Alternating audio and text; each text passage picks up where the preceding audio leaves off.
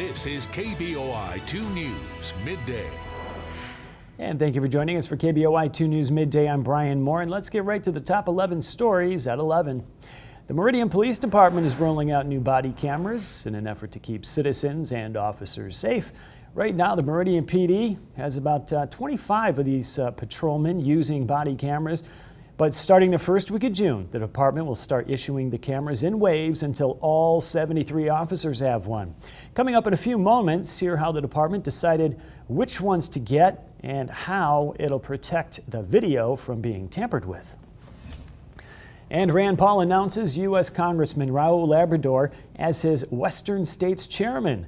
Congressman Labrador will provide the campaign with important insights from grassroots leaders. The congressman joins a growing list of congressional representatives in supporting Senator Paul for president. Labrador will campaign for Paul in Oregon, Washington, Nevada, Idaho, and Arizona. The Ada County Republican Central Committee has selected its first and second choices to replace Sheriff Gary Rainey, who is resigning at the end of June.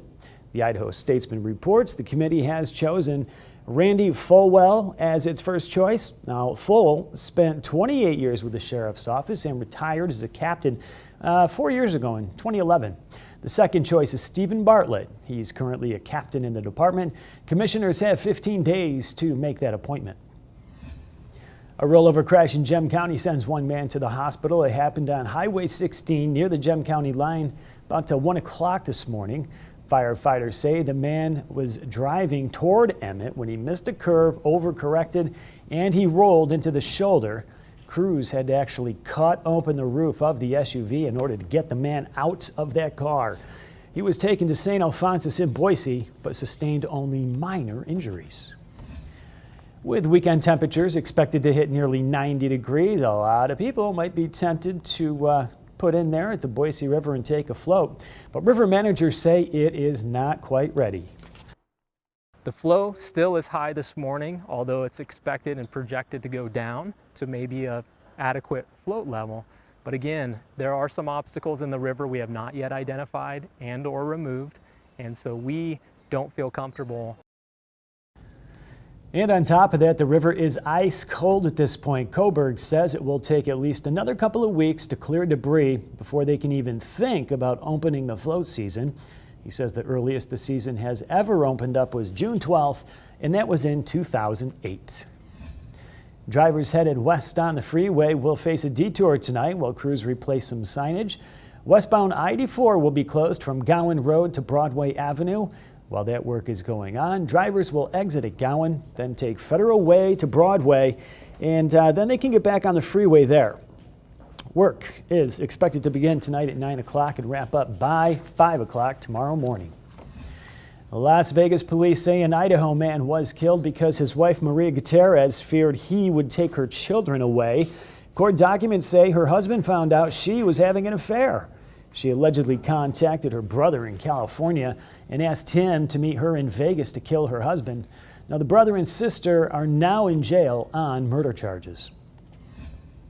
Meridian police need help finding an armed robber. Police say a man with a gun stole money from the Idaho Center for Behavioral Health. That's in Meridian, just before 8 o'clock yesterday morning. The suspect was last seen driving north on Eagle Road in a dark green or a blue Toyota Camry.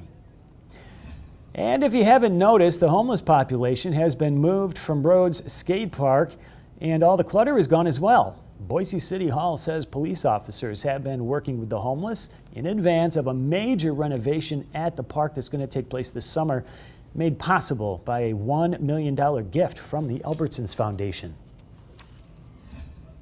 It seems like a lot of money. I don't think it's a good idea, but we don't make the choices. We're talking about Meridian here. The city is looking to beautify with a $40,000 art project, but as you just heard, some taxpayers don't seem too happy about the bill.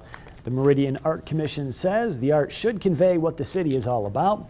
The project would be installed at the corner of Fairview and Main.